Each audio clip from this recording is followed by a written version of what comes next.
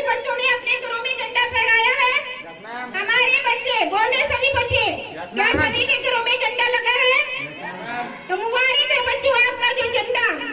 और झंडे का दूसरा एक और पहलू जो है वो ये है कि झंडे को पहले सिर्फ हाथ से काटते थे, हाथ से कटा हुआ ही झंडा फहराया जाता था। आज झंडे में एक और निजाम में चेंज किया गया कि आज हम पॉलिस्टर से बना हुआ, मशीन से बना हुआ झंडा भी घरों में फहरा सकते हैं। तो बच्चों, सर ने आपको बताया था कि सबसे पहले जो ये झंडा जो है, पहले झंडा हमारा ये वाला नहीं, लेकिन जो हमारा ये वाला झंडा है जिसमें केसरिया, सफेद और हरा रंग है, बीच में अशोक चक्र है, जिसमें अशोक चक्र में 24 स्पोक्स हैं, तो वो कुछ दर्शाती है, लेकिन डिटेल में बात नहीं करेंगे। तो ये चीजें जो है आपको सबको मालूम होनी चाहिए। तो अब मैं आती हूँ कि जो कल दिन था पार्टीशन हॉरर रिमेम्बरेंस डे, जिसमें पीएम मोदी ने कहा कि ये डे हमने पिछले 7 सालों से मना रहे हैं। क्यों मना रहे हैं? क्योंकि हमारे जो देशवासी करोड़ों, हजारों में की संख्या में जिन्होंने अपना आप निशावर कर दिया, बर्बाद हो गए, डिस्प्लेस हो गए, खत्म हो गए, तो हम उनकी याद में ये दिन मनाते हैं। तो ये दिन इसलिए मनाया जा रहा है कि ताकि हमारे दिलों में वो चीज याद रहे कि वो 15 अगस्त की जो रात थी जब बंटवारा हुआ था, हमारे दिलों में मास नफरत थी, वायलेंस था, तो कितनी बर्बादी हुई थी। तो वो हम याद रखें ताकि हमारे दिलों में वो सीन दोबारा ना आए। हमें सोशल जस्टिस, सोशल हार्मनी और हमारे दिल में एकता की, ब्रदरहुड की स्पिरिट जो है पैदा हो सके।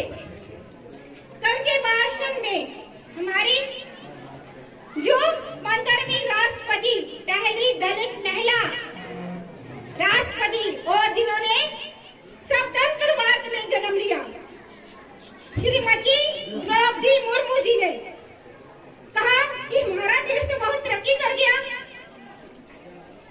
इस पैंडेमिक में, कोविड-19 के इस पैंडेमिक में जबकि लोग देश लड़ते रहे, हमारा देश हम नहीं, काफी लोगों को नहीं भी बचा सके, लेकिन हमारा देश इतनी उन्नति कर गया।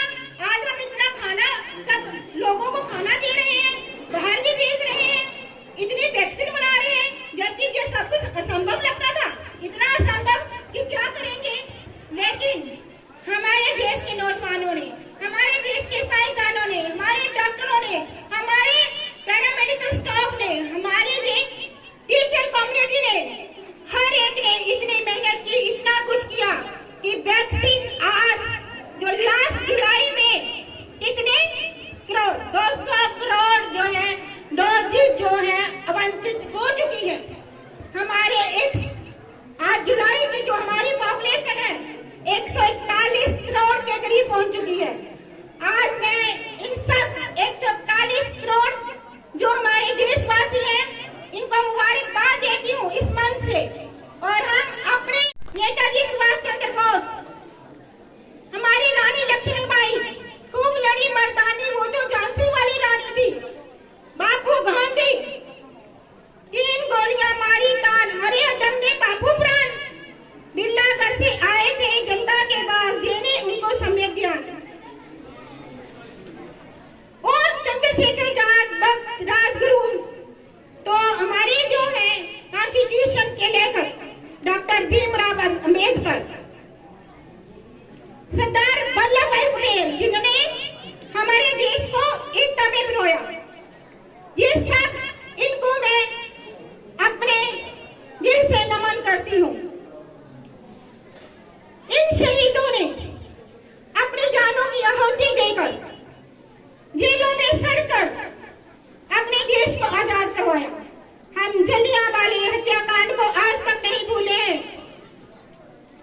आज के इस पावन अवसर पर मैं अपने देश के, अपनी जीएन के, स्टेट के, अब जिसे हम ड्यूटी के नाम से याद कर रहे हैं, तो ब्रिगेडियर जितेंद्र सिंह को भी याद करना चाहूंगी, उनको भी सैल्यूट करना चाहूंगी कि उन्होंने जो देश पर सवाल लिए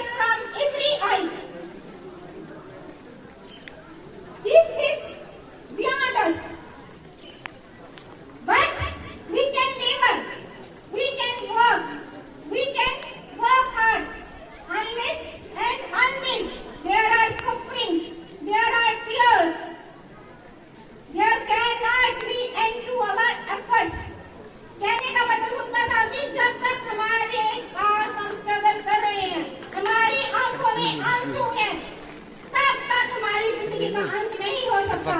उन्होंने कहा कि हमें मेहनत करनी है, मेहनत करके हमें ये सब चीजें अपने ड्रीम्स को हासिल करना है। We have to fulfill our dreams. These dreams are for India and these dreams are also for the world. Pandit Jawaharlal Nehru की एक और बात मुझे याद आती है। वो कहते थे, "Woods are dark, the men deep, but I have promises to keep and promises to keep." तो मतलब हमारे सामने बहुत बड़ा दरिया पार करने वाला है और हमें मेहनत करनी है। जितना भी है हम अपने देश के लिए करेंगे कम है। मुझे एक कवि की बात याद आ रही है। कवि ने कहा, "I will pass and so in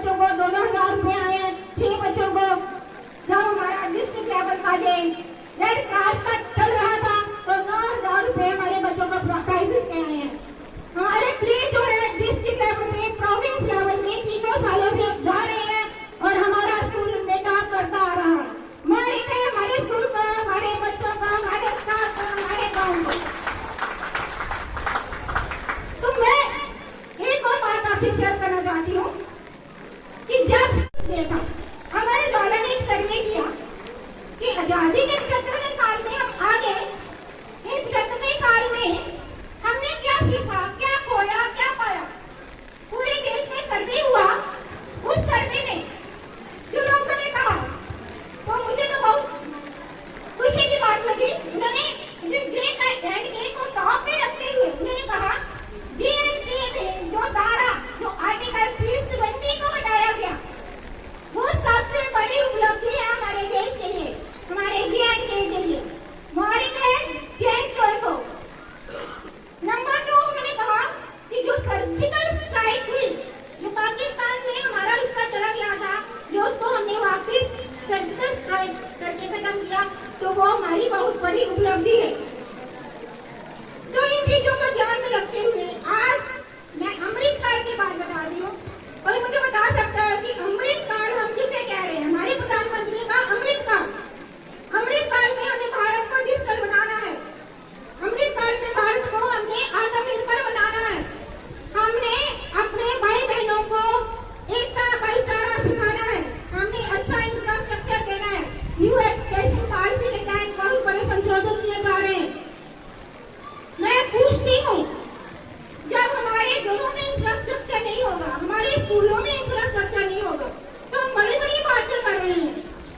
3 साल से हमारी जो बिल्डिंग बनी हुई है, 2019 में शुरू हुई थी, लेकिन इस बिल्डिंग का किसी ने कुछ नहीं किया, क्योंकि पहले बिल्डिंग का जो स्ट्रक्चर था अलग स्ट्रक्चर था। बाद में पीछे से जो इंस्ट्रक्शन आई कि नहीं ब्रिज स्ट्रक्चर बनना चाहिए, इसमें है कि 4-5 मंजिलें जो है इतना सरिया लगाते हैं, उसमें ज्यादा लगाते हैं, तो वो सरिया जो है बिल्डिंग जो हमारी ऊंची मतलब 5-6 मंजिलें बन जाएगी।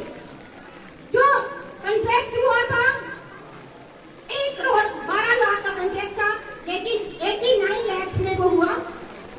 जो टेंडर हुआ था 89 लाख में इतनी बिल्डिंग बनी है। उसके बाद सरकार ने इसको कुछ भी नहीं किया। बहुत बार मैंने भी कोशिश की है, तो मैं आज दीदी से साहिबा से अनुरोध करती हूँ कि कम से कम हमारी जो बिल्डिंग है इसको ठीक करवाया जाए समग्र से मिलकर।